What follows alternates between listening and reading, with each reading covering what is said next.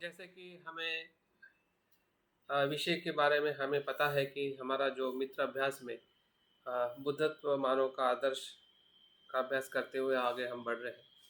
तो आज के इस मित्र वर्ग में मैं सभी का दिल से स्वागत करता हूँ।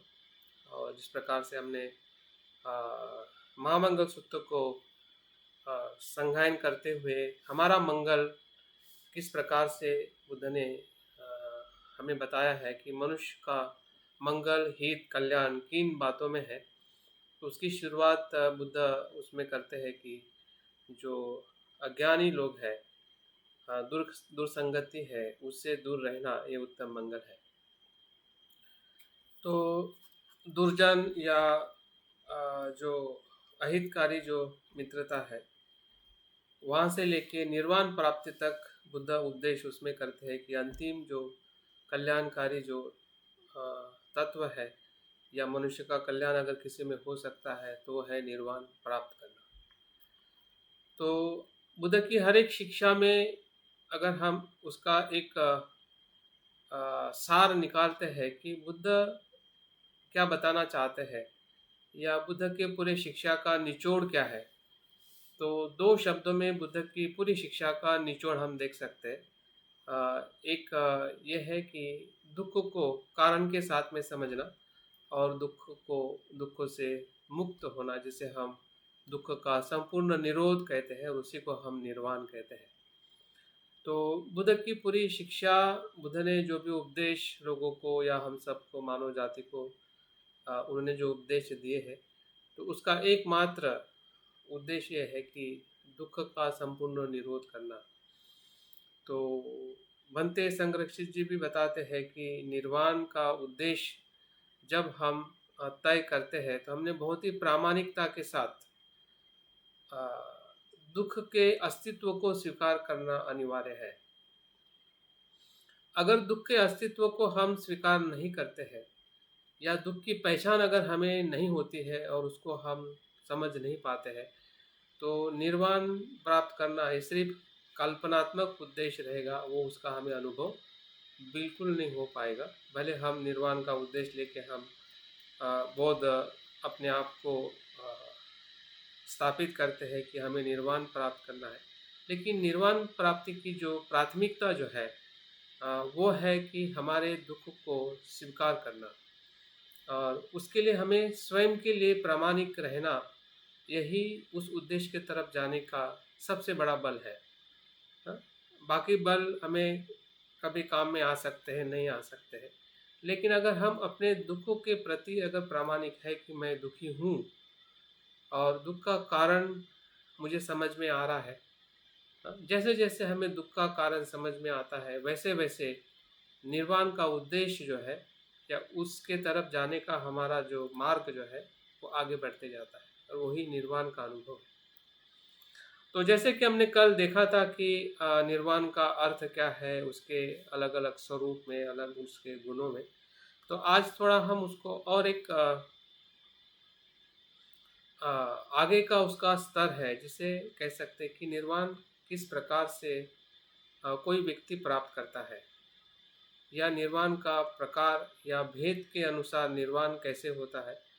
और जब हम बौद्ध धर्म की हम जब बात करते हैं तो बौद्ध धर्म का इतिहास बहुत प्राचीन और बहुत विशाल रहा है। बुद्ध के मूल वचनों से लेकर अगर हम 12वीं शताब्दी तक अगर भारत की हम बात करते हैं तो उसमें बहुत सारे संप्रदाय, विशेषता महायान और उसके बाद वज्रयान, या वहाँ से जो बौद्ध धर्म का जो होने के बाद फिर से स्थापित होते हुए हमें जो बौद्ध धर्म बाबा साहब के धम्म क्रांति से दिखाई देता है। तो ये बौद्ध धर्म की बहुत बड़ी विशालता या इतिहास भारत का अगर देखा जाए तो बौद्ध धर्म के अलग अलग शाखाओं का, अलग अलग शिक्षाओं का ही एक प्रकार की परंपरा है या शिक्षा का अनुभव हमें बौद्ध धर्म में मिल सकता है। तो इस अर्थ से भी थोड़ा हमें देखना पड़ेगा कि निर्वाण महायान परंपरा में और थेरवाद परंपरा में किस प्रकार से वो अभिप्रेत है, ताकि हमें एक संपूर्ण बौद्ध होने का अनुभव हो सके। क्योंकि अभी हम ना अथेरवादी है ना महायानी है, हम बौद्ध है।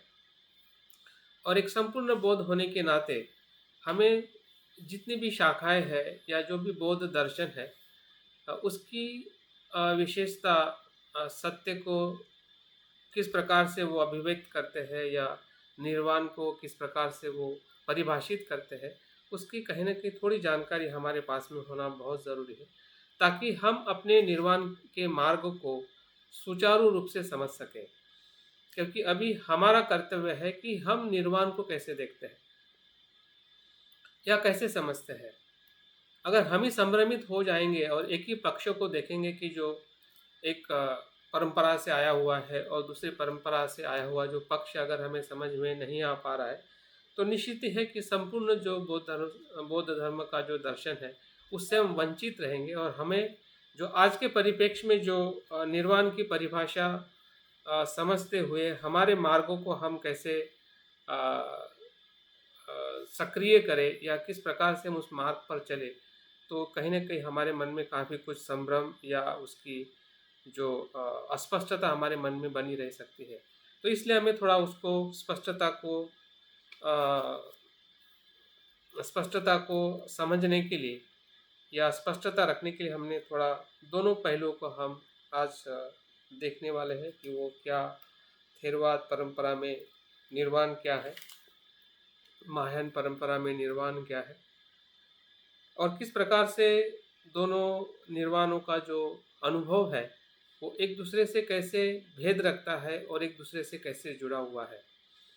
वो जुड़ा हुआ भी है और थोड़ा कुछ हमें उसमें भेद भी दिखाई देता है। भेद का मतलब उसकी जो अ, व्यापकता और सूक्ष्मता। अ, जैसे कि कोई डॉक्टर किसी विषय को जो समझता है, तो उससे और बेहतरीन समझने वाला भी डॉक्टर आ जाता है। हाँ, कि उसकी सूक्ष्मता और उसकी गहनता उस विषय के साथ में उसकी बढ़ जाती है। तो वैसे ही अगर हम देखते हैं तो तत्व तो वही है, अनुभव तो वही है लेकिन उसको समझने वाले थोड़े उसके और गहराई से और व्यापकता से उसको समझने वाले लोग बौद्ध दर्शन में आए हुए हैं। जैसे कि हम आजकल वैज्ञानिक जगत में भी देखते हैं कि जो पहले के वैज्ञानिक और उसके बाद के जो आए हुए वैज्ञानिक जो है उसी बात को जब वो उसका परीक्षण और निरीक्षण करते हैं, तो उसके बहुत सारी पहलू फिर से उजागर होने लगते हैं कि जो कहने की पहले वैज्ञानिकों के पास में उतनी स्पष्टता नहीं होती है। तो इस प्रकार से भी हमने क्योंकि निर्वाण एक प्रकार का जीवन का संपूर्ण सत्य है। जिस प्रकार से वैज्ञानिक सत्यता को या भौतिक सत्यता को वो खोजता है, वो प्रस्तापित करता है कि ये विश्व का सत्य है। उसमें फिर पार्टिकल या भौतिक विज्ञान हो या रसायन विज्ञान हो या जीव विज्ञान हो। तो बुद्ध का बुद्ध की शिक्षाएँ जो है, ये पूरे मानव जाति का जो सत्य जो है, जो मानव जाति का उत्पन्न होना किस कारण से होता है और ये मनुष्य किस प्रकार से क्यों दुखी होता है और इस दुख से मुक्त होने का क्या सत्य, क्या मार्ग हो सकता है, बुद्ध ने इसको खोजा है। और इसलिए बुद्ध को बौद्ध दर्शन में, ये बौद्ध साहित्य में महावैभाषिक वैभाष्य भी कहा जाता है। क्या कहते हैं उसको, वैश्यराज कहा जाता है, वैद्य कहा जाता है। तो ये बुद्ध जो है पहले वैद्य है कि जिन्होंने संसार की अस्तित्व को जो आज अनेक वैज्ञानिक अलग-अलग विषयों को खोजते हुए सत्य को बताने का प्रयास कर रहे हैं, लेकिन बुद्ध ने पूरे सत्य को ही प्रस्तापित किया कि सत्य जीवन का क्या है। अगर हम बुद्ध की शिक्षा का अगर निचोड़ देखते हैं, तो पूरी शिक्षा का एक ही निचोड़ है कि सत्य को प्रकाशित करना। हुँ? फिर वो सत्य भौतिक सत्य हो या मानसिक सत्य हो या अंदर का हो, बाहर का हो, व्यक्ति का हो या पूरे ब्रह्मांड या विश्व का हो। तो हर एक स्वरूप को बुद्ध ने बहुत ही गहराई से उसको यथार्थ में उसको अनुभव करके उनके वचनों में हमें पढ़ने सुनने को मिलता है और इसलिए बुद्ध को हम तथागत कहते हैं कि जो सत्य है वो वही बोलते हैं जो होता है और जो होता है वही और उसका वो अनुभव करते हैं, उसी को हम तथागत कहते हैं। तो ऐसे तथागत बुद्ध ने जो निर्वाण का जो अनुभव किया है और बुद्ध धम्मपद में कहते हैं कि निब्बान परम सुख। धम्मपद की जो गाथा जो है ये हमारे लिए बहुत ही महत्वपूर्ण है कि निब्बान को बुद्ध ने परम सुख कहा है। हाँ? जिस सुख को उन्होंने बुद्धत्व प्राप्त करने के बाद 7 सप्ताह अलग अलग वृक्ष के नीचे जो अनुभव किया है, यही परम शांति का, निर्वाण का सुख का ही अनुभव वो लिए है। तो परम सुख किस अर्थ से वो परम सुख है? जिस प्रकार से हम सुख की परिभाषा करते हैं व्यवहारिक जीवन में, तो हम 2 प्रकार के सुख को ज़्यादा अनुभव करते हैं और उसी को कहीं न कहीं हम सुख को समझ लेते हैं कि यही सुख है। पहला सुख हमें जो दिखाई देता है वो है कि इंद्रियजन्य सुख है, उसी सुख को हम सुख मानते हैं। जो इंद्रियों से हमें उपभोग करने से जो हमें कुछ क्षण के लिए जो हमें सुख मिलता है, कुछ क्षण के लिए हमें जो उसका स्वाद मिलता है, उसी को हम सुख मानते हैं। लेकिन वो सुख किसी बाह्य परिस्थिति पे आधारित है और दूसरा उसका लक्षण है कि वो परिवर्तनशील है। इसलिए वो सुख हमेशा दुख में परिवर्तित हो जाता है, क्योंकि वो बाह्य परिस्थिति हमेशा हमारे लिए अनुकूल रहेगी, मिलेगी, इसकी कोई शाश्वती नहीं होती है। और वो अनित्य होने की वजह से वो सुख जो हमें लगता है वो कुछ समय के बाद में या कुछ क्षण के बाद में ही हमें दुखकारक लगता है। लेकिन फिर भी व्यवहारिक जगत में हम उसी को सुख और आनंद कहते हैं। दूसरा जो सुख जो है ध्यान का सुख है। जिस प्रकार से इंद्रियजन्य वस्तु और इंद्रियजन्य विषयों पे जब हम सुख को आधारित और अनुभव करते हैं, और जब हम ध्यान के भीतर जाकर जो सुख हमें अनुभव होता है, जिसे हम प्रीति और सुख की जो मानसिक अवस्थाएं जो है, ये मानसिक अवस्थाएं जो है किसी बाह्य परिस्थिति पे आधारित नहीं होती है। जो बाह्य विषय है जैसे कि रूप है, जैसे कि गंध है, या 6 इंद्रिय के जो 6 विषय से जो हमें सुख मिलता है, वो विषय के आधार पे ये सुख नहीं होता है। ये आपके चित्त के कुशल अवस्था के आधार पे होता है। जो आपकी स्वयं की कुशल चित्त की अवस्था है, वो बाह्य परिस्थिति पे आधारित कुशल अवस्था नहीं है। वो ध्यान का सुख है और वो भी कहीं न कहीं परिवर्तनशील रहता है। कुछ समय तक रहता है और कुछ समय के बाद में वो फिर से वो पूर्व अवस्था में हमारा मन चले जाता है। लेकिन वो सुख पहले सुख से बेहतरीन है, क्योंकि वो सुख हम अपने स्वयं के भीतर निर्माण करते हैं। वो बाह्य विषय पे आधारित नहीं होता है, वो स्वयं के मन के चित्त की अवस्था पे आधारित होता है। और चित्त की अवस्था को निर्माण करना, उसको विकसित करना या उस मानसिक अवस्था में बने रहना, ये हमारे स्वयं के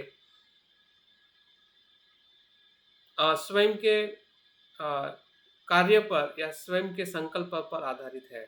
अगर वो ऐसे उस प्रकार से अगर हम अपने मन को कुशल रखते हैं, तो कुशलता का सुख जो है वो छीनने वाला सुख नहीं है, किसी बाह्य परिस्थिति पे आधारित सुख नहीं है। भले बाहर कितना भी दुख हो, लेकिन अगर हमारा मन मैत्री में है, करुणा में है या एकाग्रता में है, तो हम भीतर से सुखी रहते हैं।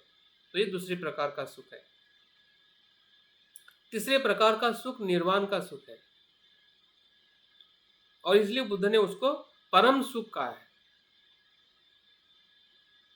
परम सुख इसलिए कहा है कि वहां पे सभी प्रकार के जो दुखों का कारण है, या ऐसा कह सकते हैं संपूर्ण दुखों की मुक्ति का अनुभव, जिन कारणों से मनुष्य या हम दुखी होते हैं, उन सभी कारणों के नाश का, जिसे हम निरोध कहते हैं, सभी तृष्णाओं के निरोध की मन की जो अवस्था जो है वही निर्वाण है, और इसलिए बुद्ध उसको परम सुख कहते हैं। और वो सुख निरंतर बना रहता है। जिस प्रकार से ध्यान का सुख निरंतर कुछ अवस्था में, कुछ समय के बाद में वो हम फिर से पूर्व अवस्था में लोभ द्वेष में चले आते हैं, लेकिन निर्वाण की अवस्था में फिर से हम लोभ द्वेष में नहीं आते, क्योंकि वहाँ पे लोभ और द्वेष और मोह या जो भी विकार और क्लेश है संपूर्ण नष्ट हो जाते हैं, जल जाते हैं। जिस प्रकार से कोई बीज अगर हम उसको भूंजते हैं तो उस बीज से फिर बाद में पौधा नहीं उत्पन्न होता है, वो पूरी तरह से उसकी जो उत्पन्न होने की जो शक्ति जो है, या दुख उत्पन्न होने का जो कारण है संपूर्ण नष्ट हो जाता है। उसी को निर्वाण कहते हैं।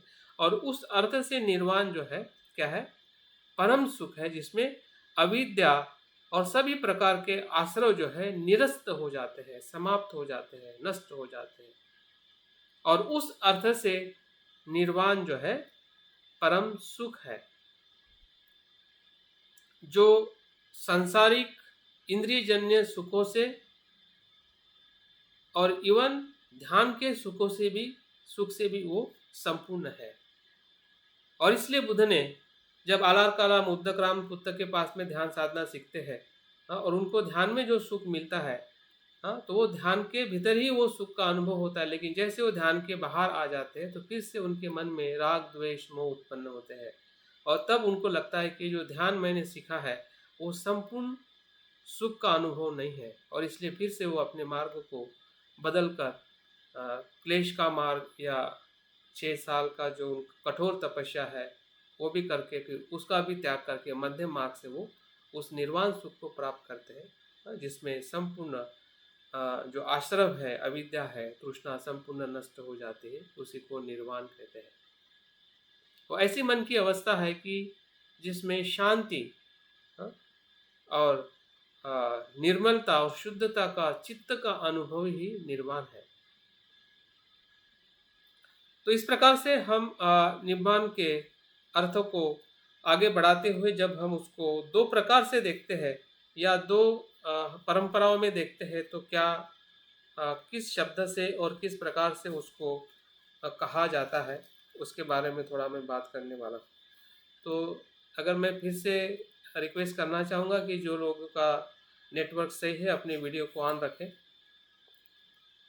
क्योंकि मुझे भी आप लोगों को देखने में आनंद होगा जिस प्रकार से आप मुझे देखने में आनंद अनुभव करते हैं। नहीं तो मैं अपनी वीडियो को बंद कर दूँ अगर आपको आनंद नहीं हो रहा है मेरा चेहरा देखकर। तो ऐसा नहीं करता। चलिए, तो निर्वाण के प्रकार में जब हम देखते हैं कि थेरवाद परंपरा में दो प्रकार से निर्वाण को बताया गया है।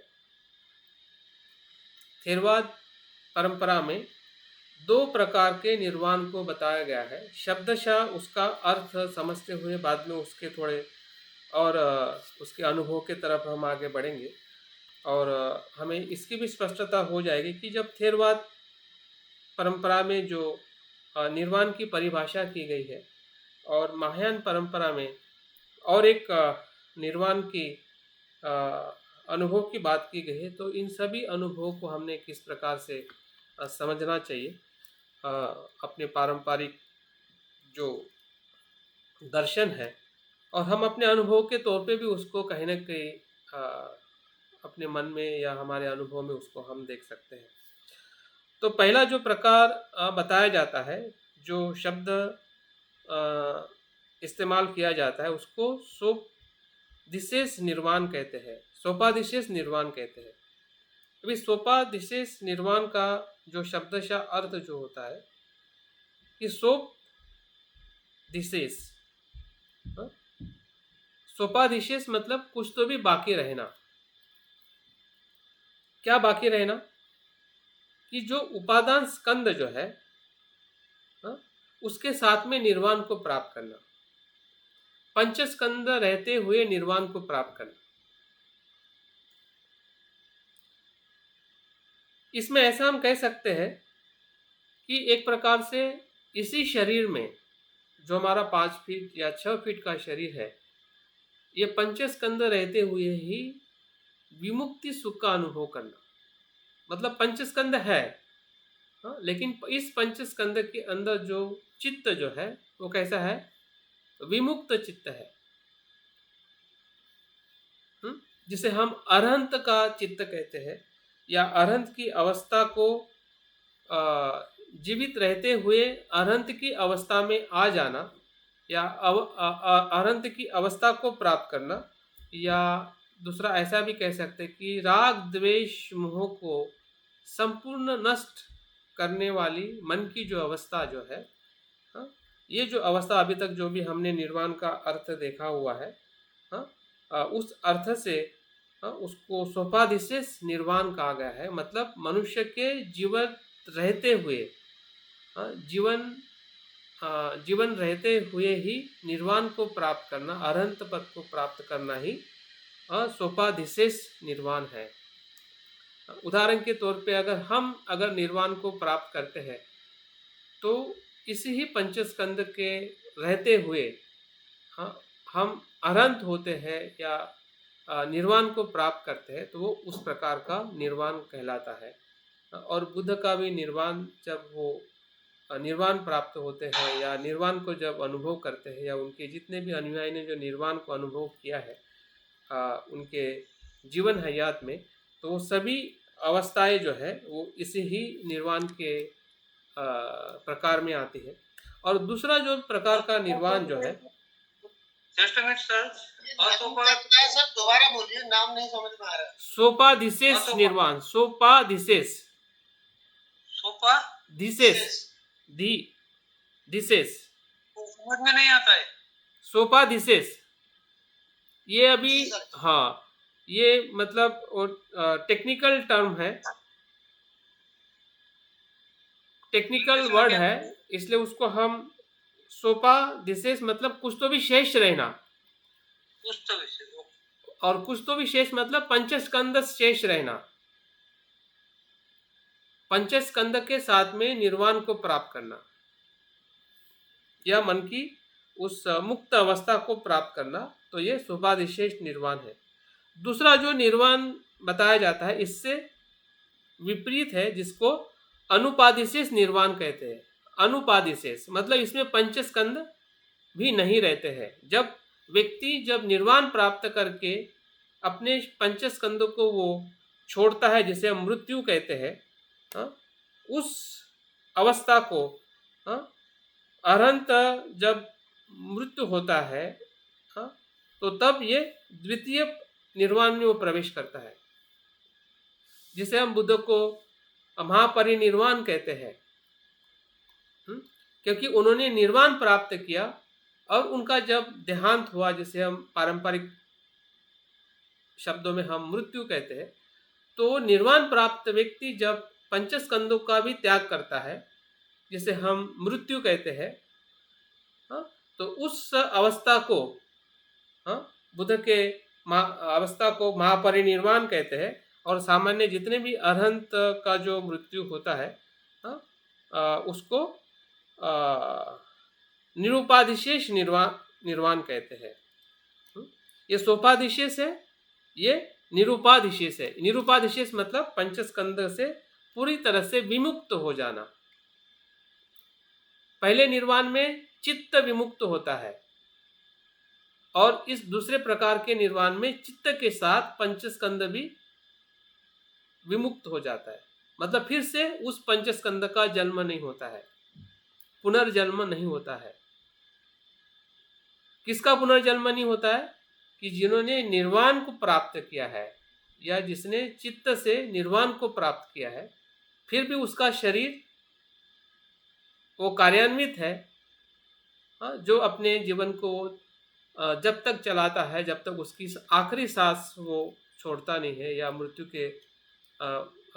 में वो प्रवेश नहीं करता है।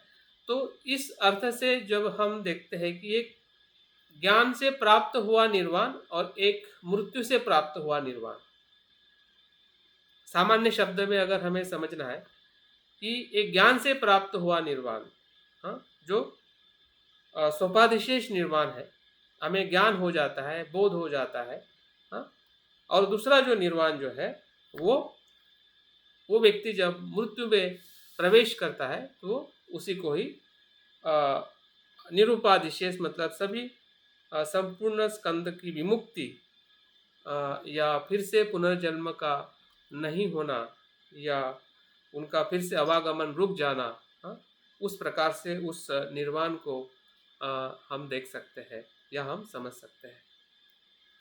तो इन दो भेदों में हमें समझ में आना चाहिए। बुद्ध का भी जो निर्वाण का अनुभव है, जिसे हम बुद्धत्व कहते हैं, जहाँ पे बुद्ध का जन्म होता है, सिद्धार्थ बुद्ध बन जाते हैं, सिद्धार्थ मर जाते हैं और बुद्ध जन्म लेते हैं।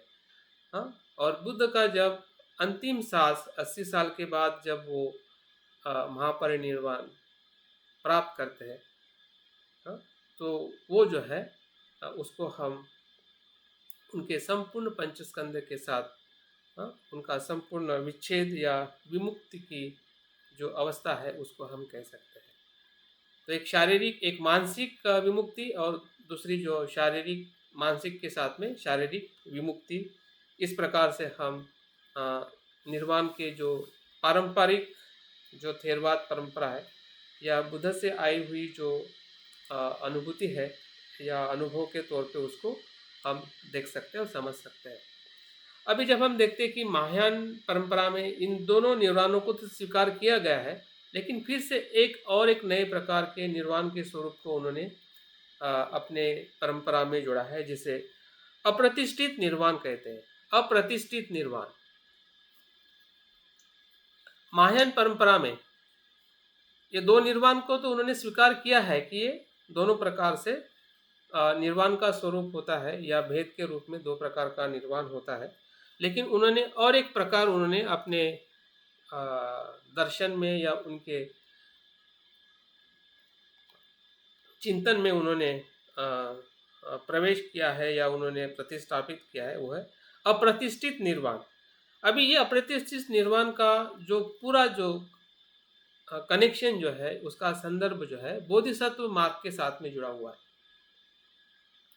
उसमें ऐसा कहा जाता है कि महाकरुणा से प्रेरित होकर, इसमें साधक या व्यक्ति महाकरुणा से प्रेरित होकर वो शून्यता में प्रवेश नहीं करता है, निर्वाण में प्रवेश नहीं करता है, क्योंकि वो संसार के सभी जीवों को वो दुखों से मुक्त करने का वो क्या कहता है, वो संकल्प लेता है। तो ऐसी जो व्यक्ति की जो चित्त की जो अवस्था जो है, जो अप्रतिष्ठित निर्वाण को निर्देशित करती है, और इसका विशेष हमें जो विश्लेषण जो है असंग ने जो रचना की है महायान सूत्र अलंकार, इसमें इसका पूरा वर्णन हमें मिलता है कि अप्रतिष्ठित निर्वाण एक प्रकार का बोधिसत्व, अगर हम बोधिसत्व आदर्श का अगर हमने अभ्यास किया है, और बोधिसत्व आदर्श को थोड़ा मैं आगे इसका विश्लेषण करने वाला हूँ, लेकिन प्रकार के माध्यम से अगर हमें इसको समझना है तो एक स्टोरी है जिसके माध्यम से हमें थेरवाद परंपरा में निर्वाण और महायान परंपरा में जो निर्वाण का भेद हमें पता चल सकता है। कहानी ऐसी है कि दो मित्र जो है एक बहुत बड़े प्रवास में निकलते हैं।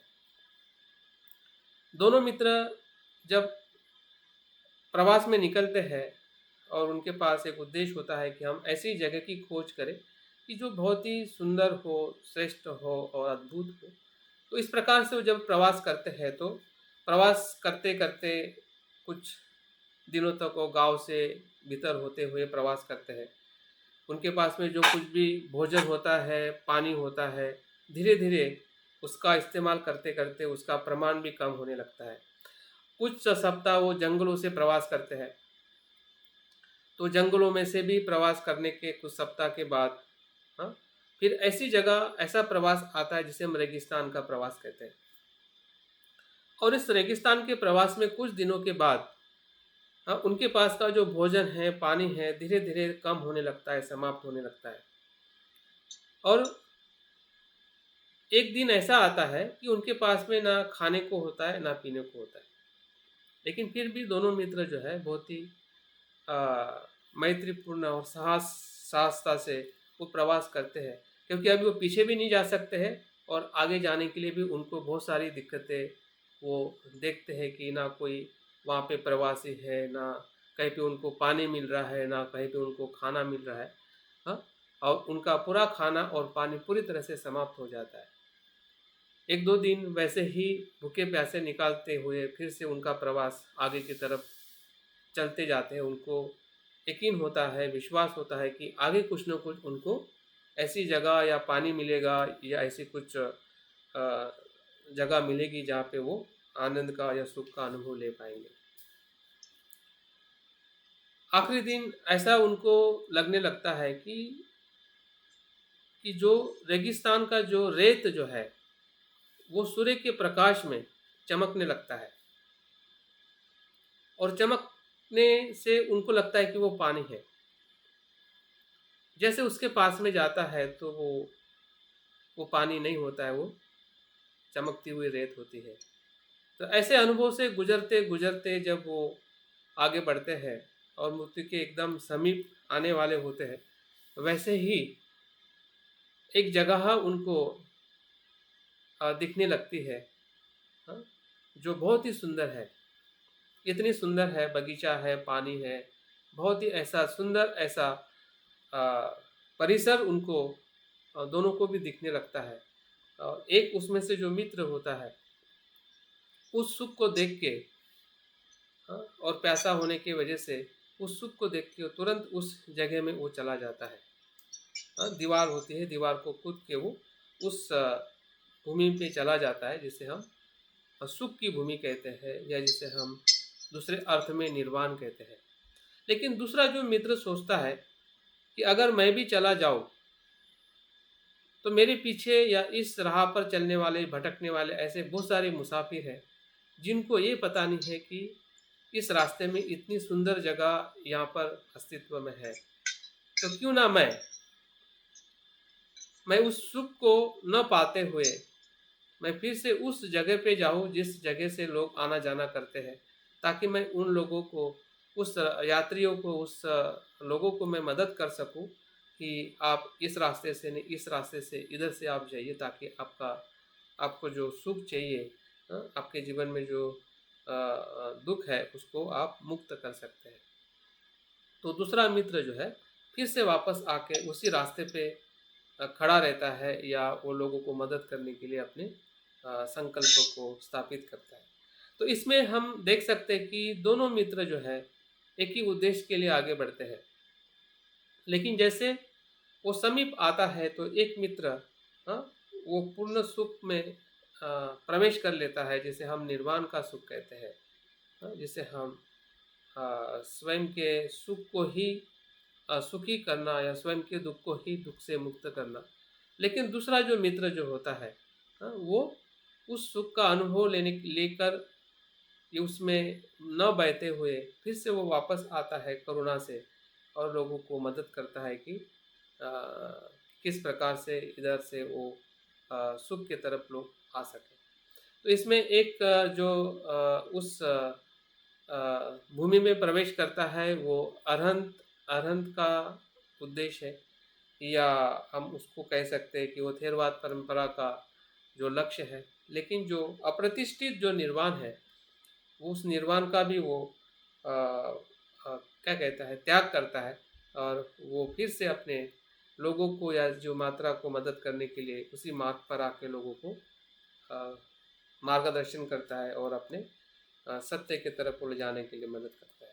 तो इस प्रकार से ये दो प्रवासी से हमें ये पता चलता है कि जो निर्वाण जो है वो किस प्रकार से थेरवाद परंपरा में उसका अनुभव हम ले सकते हैं और किस प्रकार से महायान परंपरा में। और इसलिए बनते संरक्षी जी ने हमें दोनों परंपराओं से अवगत कराया है। एक तरफ बनते जी कहते हैं कि हमें श्रोतापन्न प्राप्त करना है, लेकिन श्रोतापन्न प्राप्त करने की जो अभिव्यक्ति जो है बोधिसत्व आदर्श से होनी चाहिए।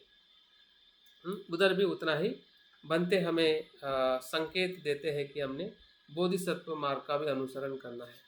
तो उसमें हमें कैसे संतुलन बनाए रखना है, ताकि हम अपने व्यक्ति विकास के साथ साथ में हमारे साथ जो जुड़े हुए जो मनुष्य है या हमारे आसपास का जो जगत है, उसको भी हम किस प्रकार से मदद करें। इसी भाव से इस निर्वाण की अनुभूति को हम अपने आध्यात्मिक जीवन में उसको देख सकते हैं। दूसरा और एक महत्वपूर्ण भेद हमें दिखाई देता है, विशेषता जब हम अनुभूति के तौर पे जाते हैं कि जो सत्यता किस प्रकार से थेरवाद परंपरा में सत्यता को क्या कहा जाता है और महायान परंपरा में सत्यता को क्या कहा जाता है, जिसमें निर्वाण के अनुभूति के साथ वो जुड़ा हुआ है। अगर आपने इस शब्दों को सुना होगा, जिसे हम नैरात्म कहते हैं, या दूसरा शब्द है अनात्म कहते हैं। तो अनात्म या नैरात्म जो है दोनों परंपरा में अलग अलग शब्दों में या अलग अलग स्तर में उसका स्वीकार किया गया है। जब हम थेरवाद परंपरा में जब निर्वाण की बात करते हैं, तो उसमें जो पुद्गल नैरात्म जो है, जिसे क्लेशावरण को नष्ट करना ही वो लक्ष्य होता है। इसमें हमें और एक चीज समझनी है कि जो भी हमारे राग आदि जितने भी क्लेश है, उसको उत्पन्न होने का कारण जो है हमारी आत्मदृष्टि है या आत्मभाव है। और इस पुद्गल नैरात्म के ज्ञान से ये सभी जो हमारे क्लेश जो है उसको हम छोड़ देते हैं। जब हमें स्वयं के आत्मदृष्टि से जब हम मुक्त हो जाते हैं, जैसे कि हम आगे थोड़ा उसका भी चर्चा करेंगे कि जो 10 बंधन जो है, जिसमें पहला जो बंधन जो है सत्काय दृष्टि से जब हम मुक्त हो जाते हैं, स्वयं मतलब पुद्गल मतलब व्यक्ति, तो वो एक प्रकार का पुद्गल नैरात्मता का अनुभव है कि हम अपने स्व में अनात्म देखते हैं, और उससे हमारा जो क्लेश जो है, जिसे हम राग द्वेष मोह कहते हैं, वो क्या उसका नष्ट हो जाता है। उसको पुद्गल नैरात्म कहते हैं। उसी को ही थेरवाद में अरहंत होना कहते हैं। अगर हम दूसरे पक्ष में महायान परंपरा में देखते हैं, तो पुद्गल नैरात्म को तो उन्होंने स्वीकार किया गया है, लेकिन उन्होंने और एक नैरात्म की बात की है कि धर्म नैरात्म। अभी धर्म क्या है? धर्म वो है कि जो व्यवहार को अभिव्यक्त करता है, जो पदार्थ के ऊपर जो विषय जो है या विषय को जो अभिव्यक्त करता है वो धर्म है। जैसे कि पानी है, भी पानी का धर्म जो है शीतल है, तो पानी जो है वो क्या है? तत्व है, और शीतलता जो है उसका धर्म है। जैसे कि मैं अपने आप को मैं कहता हूं, तो मेरा धर्म जो है अनात्म है, लेकिन अनात्म जो मैं का धर्म है, वैसे ही मेरे व्यवहार का भी धर्म अनात्म है। तो व्यवहारिक रूप में जो धर्म जो है उसको भी जब हम नैरात्म में देखते हैं, उसको धर्म नैरात्म कहा जाता है। और महायान परंपरा में उसको ज्ञावरण कहा जाता है कि जो ज्ञान के ऊपर जो आवरण जो है, कि हम जो धर्म को जो नित्य समझते हैं, जैसे कि पानी का धर्म अगर ठंडा है, तो उस धर्म को जब हम नित्य समझते हैं, तो कहीं ना कहीं हमारी अज्ञानता ही है। और उस अज्ञान से भी जब हम दूर, अपने ज्ञान से उसको हम दूर करते हैं, हमें पता चलता है कि ये धर्म भी जो है अनात्म भावी है। जिस प्रकार से स्व अनात्म भावी है या मैं अनात्म भावी हूँ, तो हमारे जो पंचस्कंद है या हमारे चित्त में निर्माण होने वाले सभी विचार है, दूसरे अर्थ में विचार को भी हम धर्म कहते हैं, जिसे हम चैतसिक कहते हैं।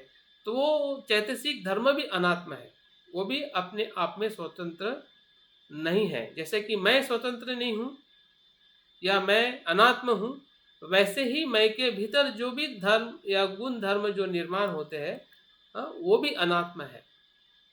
तो दोनों अनात्म को देखना या अनुभव करना, वो महायान परंपरा के निर्वाण का अनुभव है। जबकि थेरवाद परंपरा में सिर्फ स्वयं के अनात्म का अनुभव करना ही निर्वाण है। महायान परंपरा में स्व के अनात्मता के साथ साथ धर्म के भी अनात्म को भी अनुभव करना, वो संपूर्ण जिसे कहते हैं कि वो बुद्धत्व का अनुभव है, ऐसा महायान परंपरा में कहा जाता है। और इसलिए अगर हमने महायान परंपरा का एक जो महत्वपूर्ण जो तत्व जो है कि सभी धर्म जो है स्वभाव शुद्ध है, सभ्य धम्मा स्वभाव शुद्ध। तो स्वभाव शुद्ध का मतलब ये है कि वो अनात्म है, शून्य है, और उसका अनुभव करने से हमारे चित्त में जो अ, अज्ञान का जो क्लेश है, हाँ, कि मैं और तेरा का जो भेद जो है, या संसार और निर्वाण का भेद जो है, वो सभी भेद से, सभी दृष्टि के भेद से, सभी मान्यता के भेद से, इवन सूक्ष्मता में जो एक अनंत होने का भी जो एक भाव होता है कि मैं अनंत हूँ और वो लोग अनंत नहीं है, ये निर्वाण है, ये संसार है। तो इस भेद में भी कहीं ना कहीं एक विभाजन हम देखते हैं। लेकिन जब हम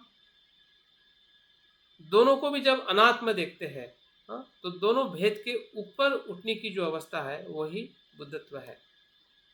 जब हम उस अनुभव के तरफ हम देखते हैं, तब हमें इसका अनुभव होने लगता है। जैसे कि अगर कोई हम कर्म करते हैं कुशल, या ध्यान का हमें अनुभव होता है, तो उस ध्यान के अनुभव को जब हम अनात्म भाव से देखते हैं, हाँ, और उस अनात्म भाव के भीतर जो धर्म निर्माण होता है उसको भी अनात्म देखते हैं। मैं में भी अनात्म देखते हैं, और उसके मैं के भीतर जो धर्म निर्माण होता है, हाँ, उस तत्व को भी जब हम अनात्म देखते हैं, तो हमें मैं के साथ में भी जब अनात्म है, तो धर्म के साथ में अनात्मता का हमें अनुभव होने लगता है। जब हम मैं में जब आत्मा देखते हैं, तो कोई ना कोई धर्म में भी हमें आत्म भाव देखने का हमारा ख्याल बन जाता है। तो इसलिए दोनों जगह पे जब हम अनात्म भाव को देखते हैं, उसी को ही धर्म नैरात्म कहा जाता है, या पुद्गल नैरात्म कहा जाता है, जिसमें क्लेशावरण जो है, जो भी क्लेश का आवरण समाप्त हो जाता है, और धर्म नैरात्मता से जो ज्ञान के ऊपर जो आवरण है वो समाप्त हो जाता है, या वो नष्ट हो जाता है। तो इस अर्थ से जब हम निर्वाण को देखते हैं, तो हमें महायान और थेरवाद परंपरा में जो निर्वाण की जो परिभाषा है, उससे हमें थोड़ी और अधिक स्पष्टता मिल सकती है। आगे अगर हमें थोड़ा इसको और गहराई में थोड़ा अगर हम समझने का प्रयास करना चाहते हैं कि महायान परंपरा में बुद्धत्व ये परम लक्ष्य है, और थेरवाद परंपरा में अरहंत मतलब स्वयं का विमुक्त होना, या स्वयं को निर्वाण प्राप्त करना, ये परम लक्ष्य है। दोनों एक व्यक्ति सापेक्ष है और एक सर्व सापेक्ष है, एक सभी के लिए है और एक स्वयं खुद के लिए है। हाँ? तो दोनों भाव कहीं ना कहीं हमारे रोज के जीवन में भी हमें दिखाई देते हैं। बनते संरक्षित जी कहते हैं कि जब हम आचरण करते हैं, तो कभी कभी हमें लगता है कि मैं स्वयं के लिए ही काम करूं, स्वयं के शुद्धि के लिए मैं कार्य करूं, लेकिन कभी कभी हमें ऐसा भी लगता है कि मैं लोगों के सुख के लिए भी कार्य करूं। तो ये भाव हमारे सभी मनुष्य जीवन में ये स्वाभाविक प्रवृत्ति है। कभी कभी हम अपने लिए ही अच्छा कर्म करना चाहते हैं, लेकिन कभी कभी हमें लगता है कि नहीं, मैंने लोगों के लिए भी अच्छा कर्म करना चाहिए। तो ये जो भाव जो है, इसमें हमें संतुलन लाने के लिए बनते हमें बताते हैं। भले वो एक थेरवाद परंपरा से उसको आ, उसका आचरण किया जाता है बौद्ध शिक्षा में, या कोई महायान परंपरा से आचरण करता है, लेकिन अगर उसका व्यक्तिगत रूप में देखा जाए कि महायान परंपरा के लोग भी अपने लिए भी कार्य करते हैं। ऐसा नहीं होता है कि जो महायान परंपरा के बोधिसत्व होते हैं, या आप और हम अगर महायान परंपरा का आचरण करते हैं या करने का हम प्रयास करेंगे, तो हम स्वयं के लिए बिल्कुल भूल जाएंगे। ऐसा नहीं है। ऐसा भी नहीं है कि थेरवाद परंपरा के जो लोग हैं कि स्वयं के लिए ही कार्य करेंगे और उसको पूरा तरह से भूल जाएंगे, ऐसा भी नहीं। हाँ, लेकिन दार्शनिक रूप में उसको उस प्रकार से भेद किया गया है। लेकिन अगर हम व्यवहारिक रूप में देखा जाए कि जितने भी महायान के लोग हो, वो भी अपने खुद के जीवन के लिए वो स्वयं केंद्रित भी कभी कभी होते हैं, और जो थेरवादी परंपरा के लोग हो, कभी कभी वो औरों के परोपक्ष में भी वो कार्य करते हैं। तो परोपक्ष कार्य करना या स्वयं के लिए कार्य करना, ये दोनों भाव जो है हमें अनंत होने का उद्देश्य हो, या बुद्धत्व प्राप्ति का, सभी के लिए बुद्धत्व प्राप्ति का उद्देश्य हो, और दोनों को भी हमें समझते हुए निर्वाण का जो मेन जो तत्व जो है, उसकी जो मुख्य भूमिका जो है हमारे चित्त को शुद्ध करना है। तो शुद्ध करने की जो प्रक्रिया जो है वो एक तो स्वयं के क्लेशों को नष्ट करते हुए हमें स्वयं करना है, और साथ साथ में लोगों को मदद करते हुए, हाँ, जब हम लोगों को मदद करते हैं तो हमारे भीतर का जो द्वेष है वो करुणा में, मैत्री में परिवर्तित हो जाता है। हमारे भीतर का जो लोभ है वो दान में परिवर्तित हो जाता है। तो जो हम स्वयं के मार्ग को भी जब अनुसरण करते हैं तो वहाँ पे भी हम लोभ द्वेष को कम करते हैं, और जब हम लोगों के परिप्रेक्ष्य में, जब हम बोधिसत्व के आदर्श में भी अगर हम काम करते हैं तो उसमें भी लोभ द्वेष मोह कम होने लगता है।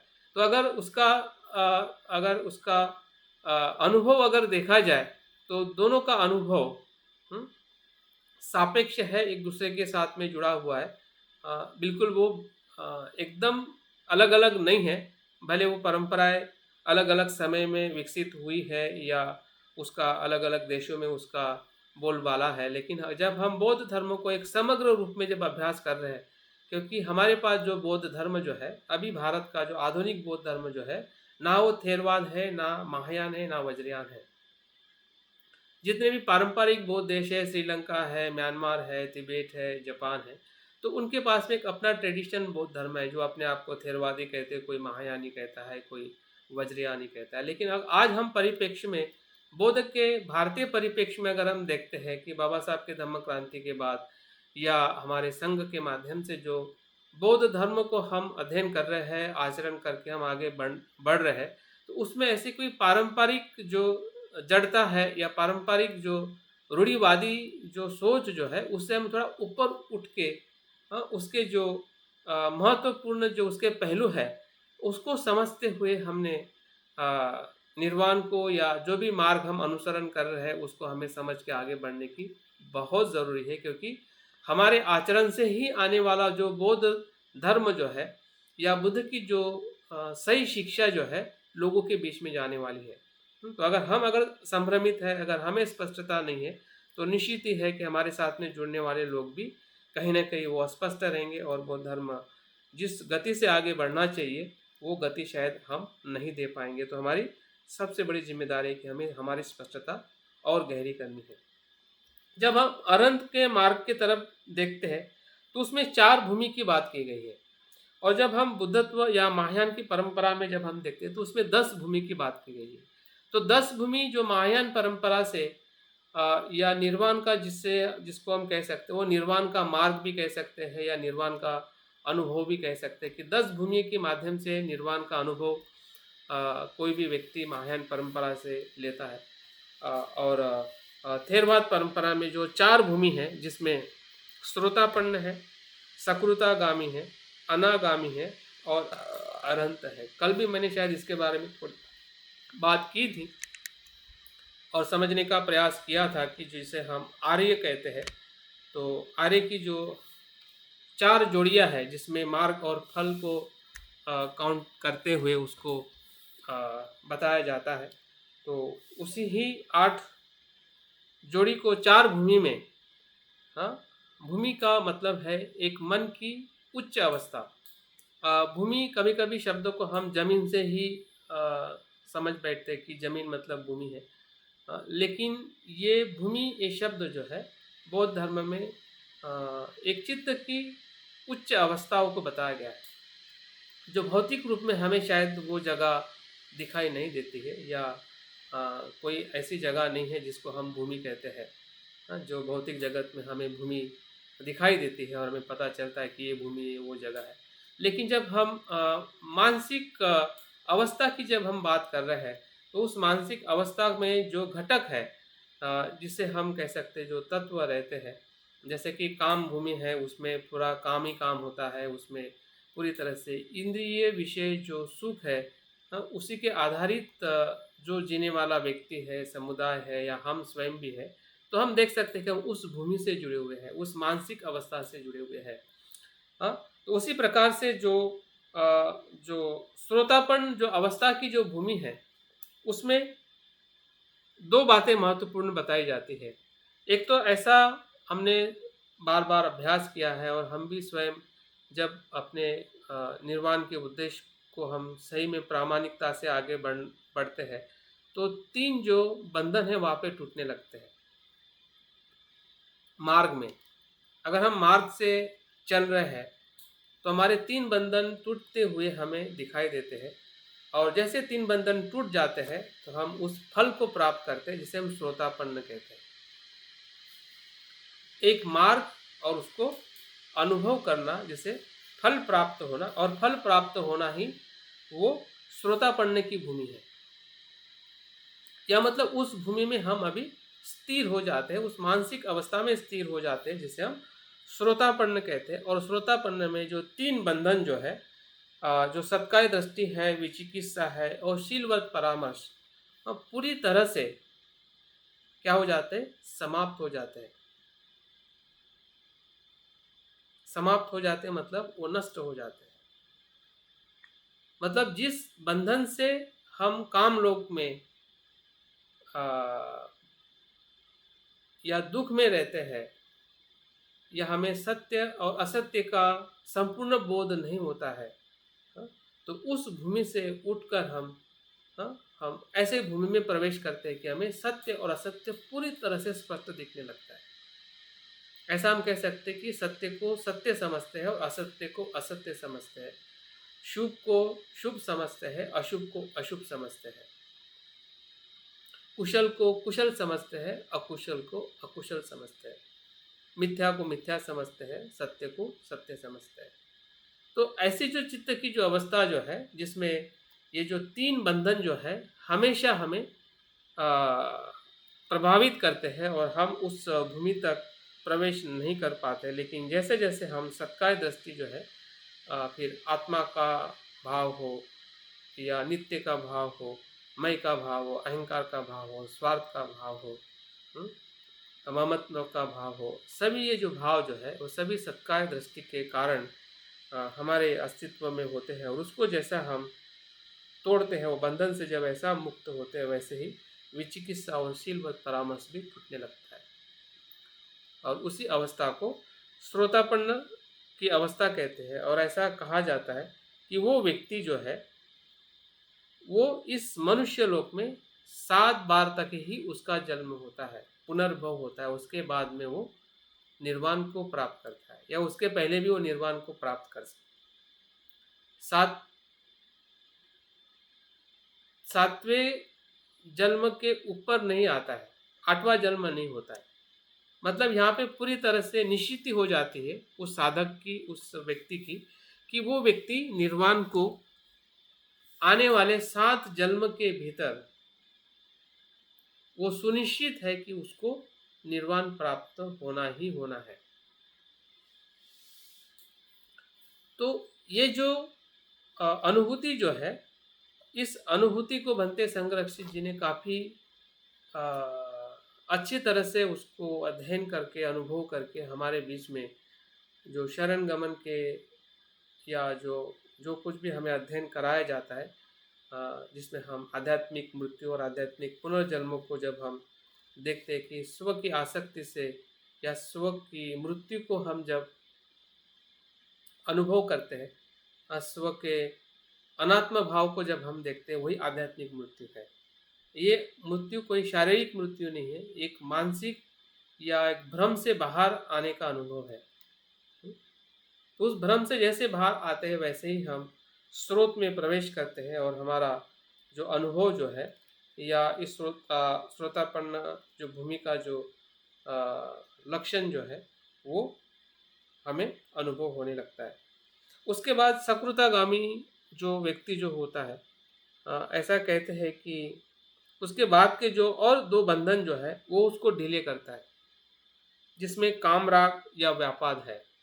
कामराग का मतलब है कि इंद्रियों के विषयों में रत रहना, इंद्रिय विषयों में प्रवेश रहना, या उसी में ही सुख ढूंढना, वही कामराग है। और व्यापाद बनते कहते हैं कि ये भावनिक बंधन है। पहले के जो 3 बंधन है वो बौद्धिक बंधन है। बौद्धिक तौर पे हम उस बंधन को स्पष्टता से जानते हैं कि अ, जीवन अनित्य है, पंचस्कंद अनात्म है। तो जैसे-जैसे हम बौद्धिक तौर पे उसको स्पष्ट करते हैं, तो तीनों जो बंधन जो है, वो टूट जाते हैं। लेकिन बाद के जो 2 बंधन को तोड़ना बड़ा कठिन है, क्योंकि वो भावनिक हमारे अजागृत मन के साथ में जुड़े हुए हैं। लेकिन जैसे-जैसे हमारा अ, अभ्यास होता है, जैसे-जैसे हम आगे बढ़ते हैं, वैसे-वैसे जो भावनिक जो बंधन है, हाँ, वो भी ढीले होने लगते हैं और इसलिए उसको सकृतागामी कहा जाता है। और वो व्यक्ति जब सकृतागामी भूमि में प्रवेश करता है, तो वो मनुष्य जीवन में एक ही बार जन्म लेता है। एक बार मनुष्य लोक में जन्म लेके वो निर्वाण को निश्चित प्राप्त करता है। तो सकृतागामी निर्वाण को और जल्दी प्राप्त करने की एक भूमि है, एक अवस्था है कि जो व्यक्ति सकृतागामी होता है, तो एक जन्म के बाद, हाँ, वो निश्चित ही निर्वाण को प्राप्त करता है। उसके बाद जो अनागामी जो भूमि जो है, उसमें ये जो 2 बंधन जो चौथा और पांचवा है, पूरी तरह से नष्ट हो जाता है।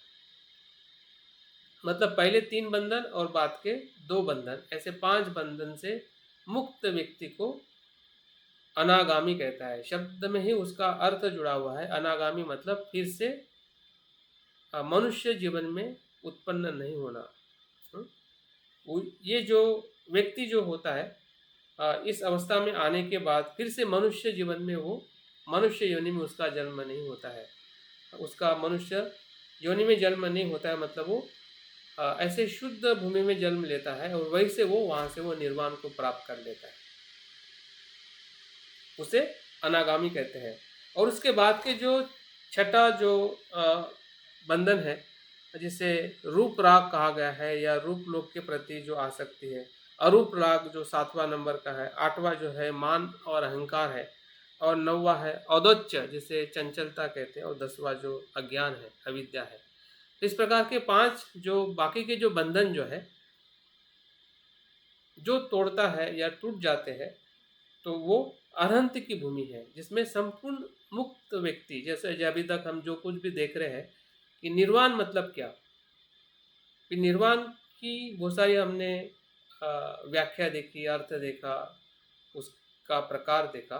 लेकिन सही अर्थ में निर्वाण क्या है, अगर आपको मुझे अगर अनुभव करना है, फिर वो छोटी मात्रा में हो या उसके और अधिक मात्रा में हो, तो हम ये 10 बंधन को देखते हुए या जानते हुए या उसको थोड़ा ढीला करते हुए, तोड़ते हुए देख सकते हैं। और इसलिए शुरुआत में ही कहा गया, और बुद्ध ने भी कहा है कि निर्वाण के अनुभव को शब्द में अभिव्यक्त नहीं किया जा सकता है, क्योंकि वो स्वयं के आचरण का स्वयं से लिया हुआ स्वाद है। और वो स्वाद तभी हमें पता चलता है कि जब हम 10 बंधन को अपने जीवन में हमारे ही दुख के कारण के साथ में देखते हैं कि मैं दुखी इसलिए हूँ क्योंकि ये 10 बंधन से मैं ग्रस्त हूँ।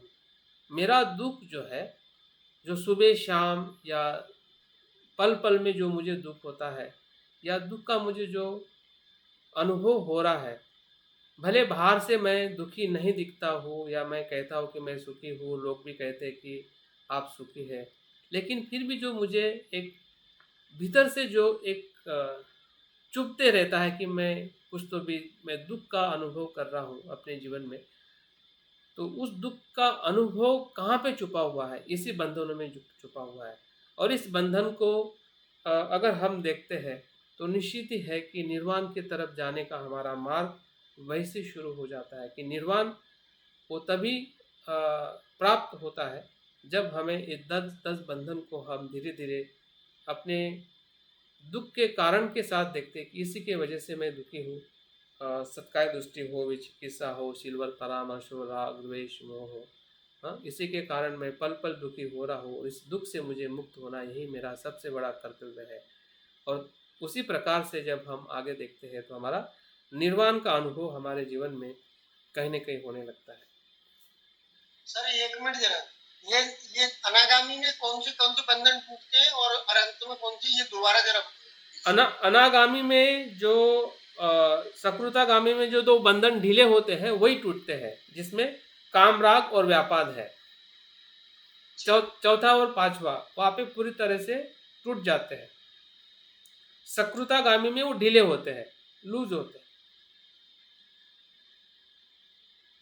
और बाकी जो 5 बंधन जो है, जो बचे हुए हैं, रूप राग, अरूप राग, मान, औदच्य और अविद्या या अज्ञान, ये 5 जो बंधन है वो अरहंत के अवस्था में टूट जाते हैं, पूरी तरह से नष्ट हो जाते हैं, और उसी को निर्वाण कहा जाता है, उसी को अरहंत पद प्राप्त व्यक्ति कहा जाता है थेरवाद परंपरा में।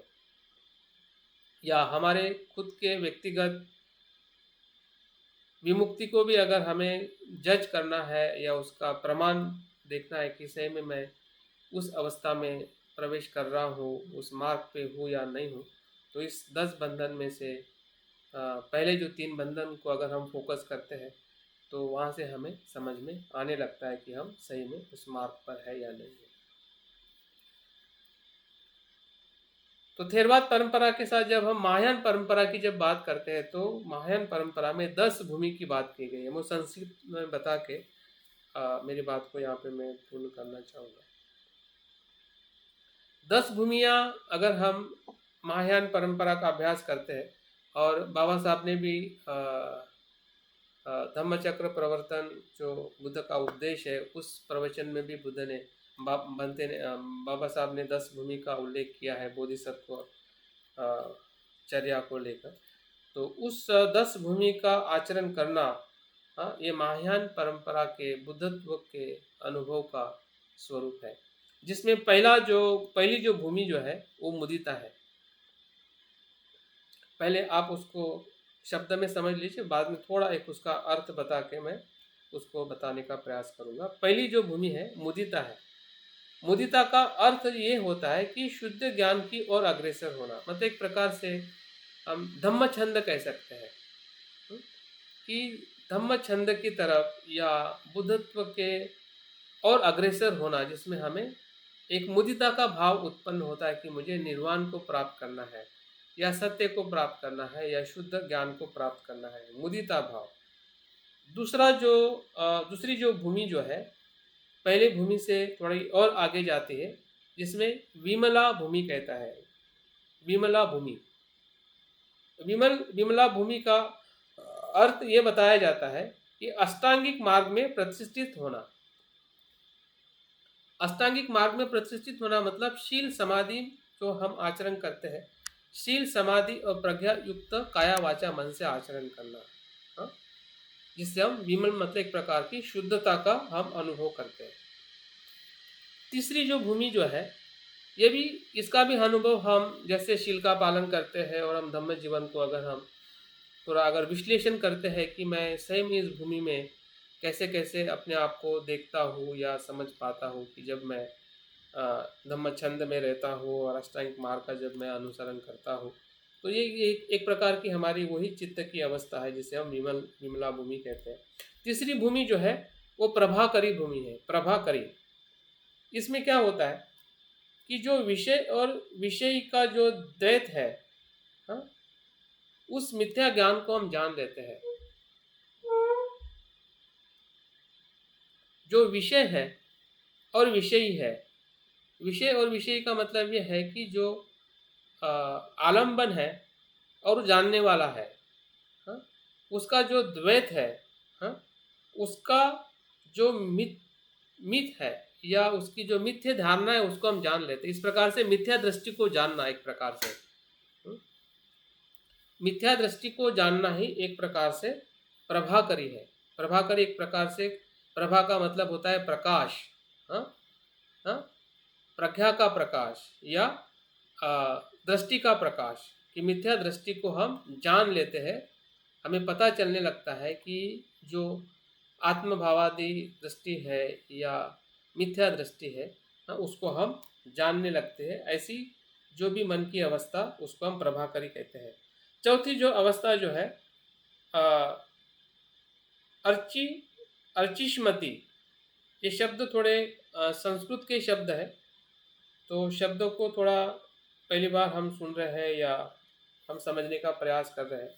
तो अर्चि श्मति, अर्धाश्य म और ती, इसका अर्थ ऐसा बताया जाता है कि जो भी हमारे मन में संकल्प और प्रतिसंकल्प है या बुद्धि के जितने भी संदेह है, जैसे कि विचिकित्सा के साथ में इसको हम देख सकते हैं कि सभी प्रकार के संदेह है, विचिकित्सा है, वो यहाँ पे समाप्त हो जाती है। और तीसरा प्रभाकारी, अगर हम 10 बंधन से अगर हम उसका संदर्भ देखते हैं तो एक प्रकार की सभी प्रकार की सत्काय दृष्टि है, मिथ्या दृष्टि वहाँ पे समाप्त हो जाती है। पांचवी जो भूमि जो है वो सुदूर जया भूमि है, सुदूर जया भूमि है पांचवी भूमि, जिसमें हमें जो संवृत्तिक और पारमार्थिक जो तत्व जो है उसका ज्ञान होने लगता है, जिसमें हम कह सकते हैं कि सांस्कृतिक जो सत्य जो है और पारमार्थिक सत्य जो है, जैसे कि संसार और निर्वाण का ज्ञान हमें होने लगता है। कि संसार क्या है और निर्वाण क्या है, इसका ज्ञान जब होता है तो उस ज्ञान को सुदूरजया भूमि कहा जाता है। छठी जो भूमि है अभिमुक्ति भूमि, इसमें ऐसा कहा जाता है कि हमें यहाँ पे प्रतीत्य समुत्पाद का ज्ञान होने लगता है। ये सभी चीज, सभी धर्म कैसे हेतु से उत्पन्न होते हैं, तो इसका ज्ञान इस भूमि में होता है। और सातवीं भूमि जो है दुरंगमा भूमि, दुरंगमा भूमि में यहाँ पे थोड़ा हमें एक महायान परंपरा से जुड़ा हुआ जो स्वभाव शून्यता का ज्ञान होने लगता है कि सभी जो पदार्थ जो है स्वभाव शून्य है, वो स्वयं के अस्तित्व में उसका स्वभाव नहीं है। स्वभाव शून्य का अर्थ यह है कि स्वतंत्र स्वभाव से कोई भी वस्तु अस्तित्व में नहीं है। तो स्वभाव शून्यता का जो अनुभव जो है, सभी पदार्थ की जो स्वभाव शून्यता जो है वो दुरंगमा भूमि में होती है। और आठवीं जो भूमि है अचला भूमि है, अचला भूमि, इसमें जो संसार और निर्वाण में भेद नहीं देखना। जैसे कि हमने देखा है कि निर्वाण प्राप्त होने के बाद व्यक्ति संसार को और निर्वाण को भेद करता है, जबकि महायान परंपरा में संसार और निर्वाण से भेद नहीं करता है। ऐसी भूमि जो है वो अचला भूमि है। नौवीं जो भूमि है साधुमती भूमि है, जो तत्व जो है या सत्य का जो प्रकाश जो है चारों ओर दिखाई देता है। मतलब सत्य की कोई एक विशिष्ट दिशा नहीं होती, विशिष्ट उसका स्वरूप नहीं होता है, वो चारों दिशाओं में अनुभव होता है।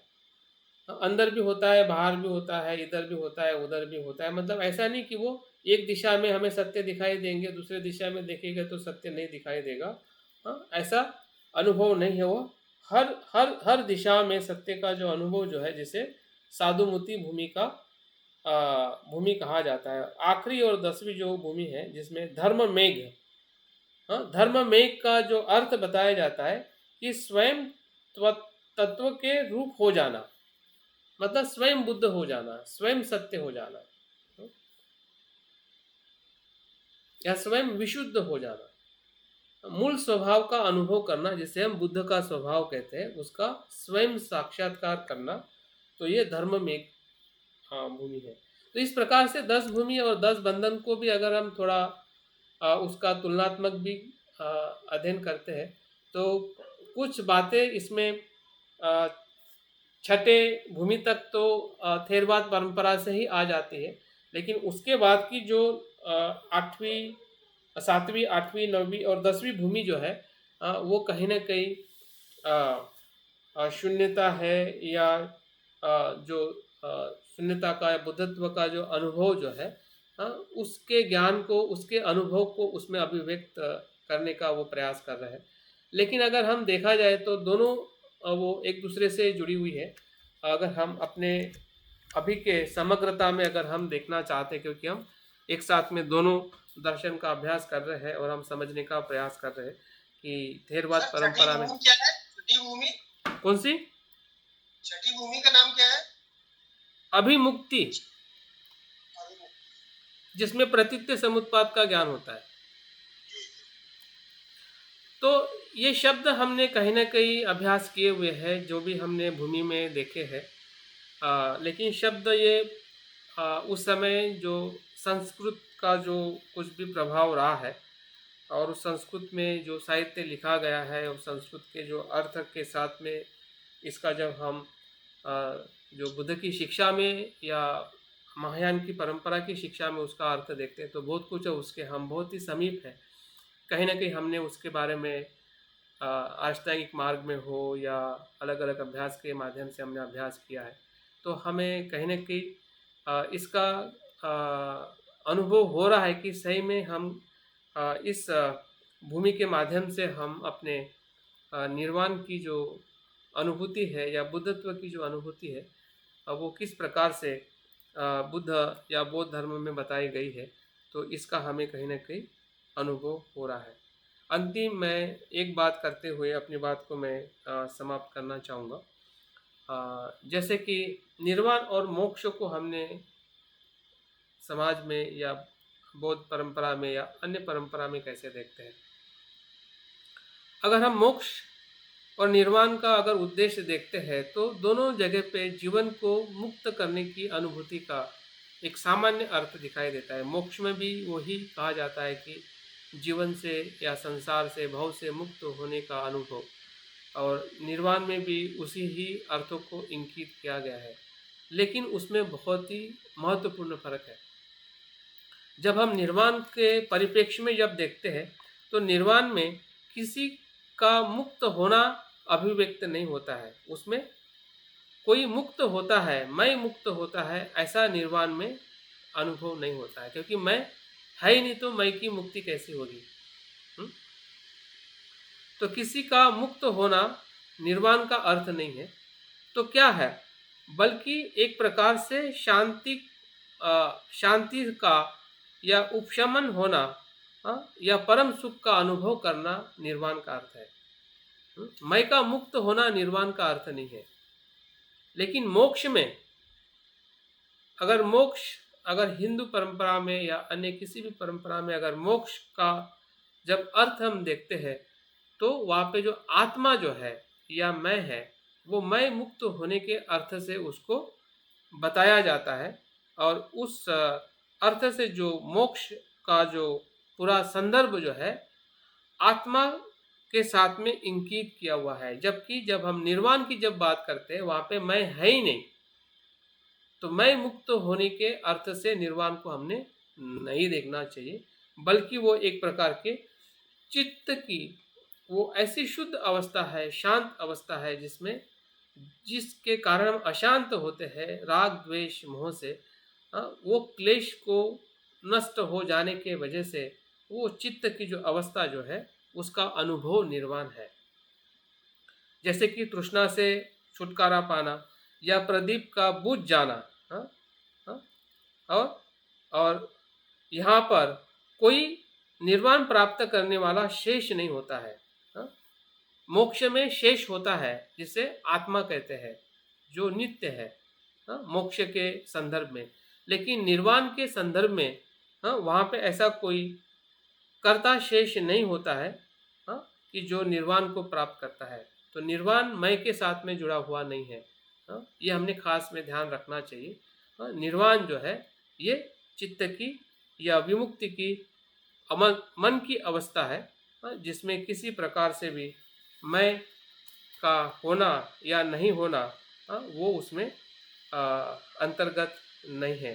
तो इस प्रकार से निर्वाण को अमृत के अर्थ में जब उसको हम देखते हैं, तो बुद्ध कहते हैं कि 7 मार्ग से इस अमृत का हम लाभ ले सकते हैं। अंतिम इस शब्दों को आप सुन लीजिएगा और मैं अपनी बात यहाँ पे मैं पूर्ण करने जा रहा हूँ। अभी तक जो बात भी मैंने आज के इसमें बताई है कि भेद क्या है या थेरवाद में अरहंत और महायान में बुद्धत्व का मार्ग क्या है, और अंतिमतः निर्वाण को जैसे कि हमने शुरुआत में कहा कि वो परम सुख है, वो अमृत है। तो बुद्ध बताते हैं कि इस अमृत को पाने के लिए 7 मार्ग है। इस 7 मार्ग को लिख लीजिए, समझ लीजिए और याद रखिए, ताकि हम इस मार्ग का अनुसरण काफ़ी हद तक हम कर भी रहे हैं। और अगर इस 7 मार्ग का अगर अनुसरण करते हैं तो निश्चित ही है अमृत का हमें लाभ कुछ न कुछ क्षण के लिए क्यों ना हो, तो हमें ज़रूर हम उसका अनुभव ले सकते हैं। तो पहला जो मार्ग जो बुद्ध बताते हैं वह है अशुभ भावना।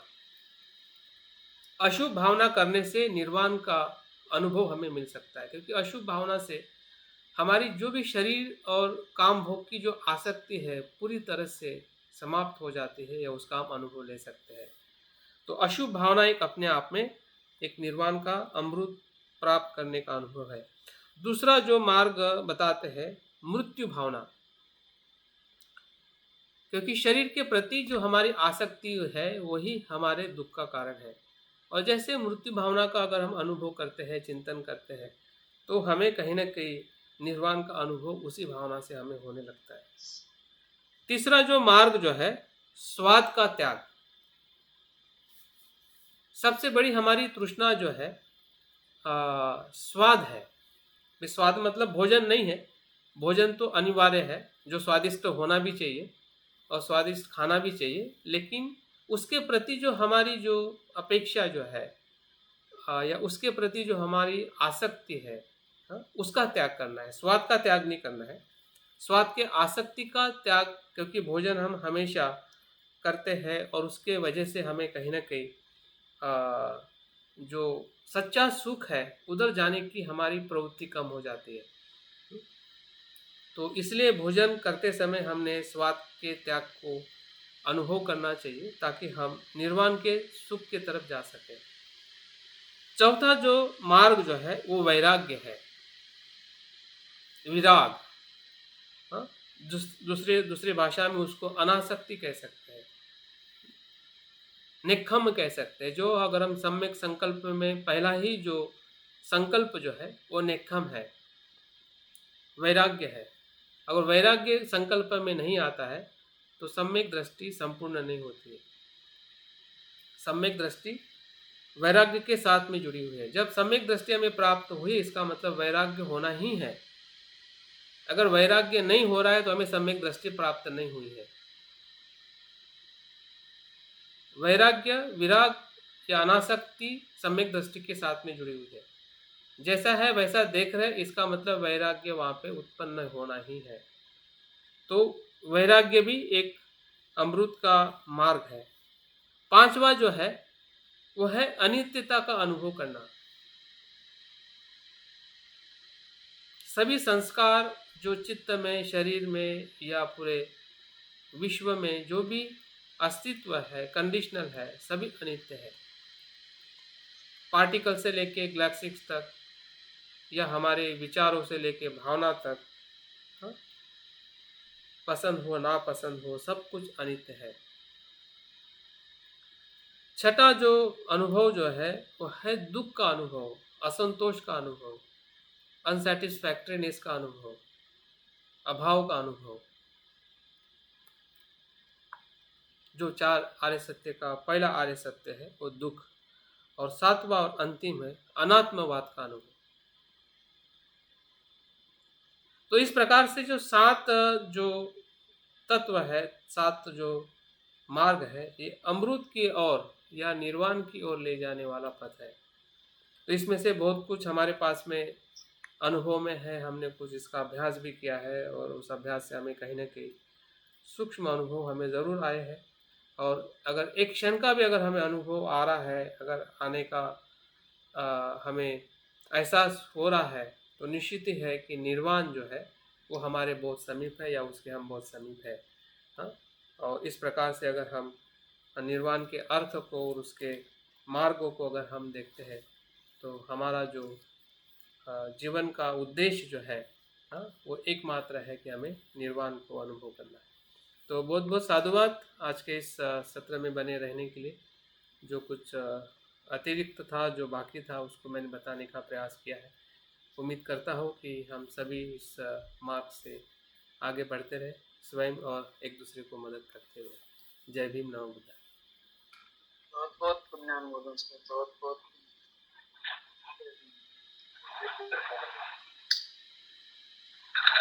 बहुत बहुत धन्यवाद सर।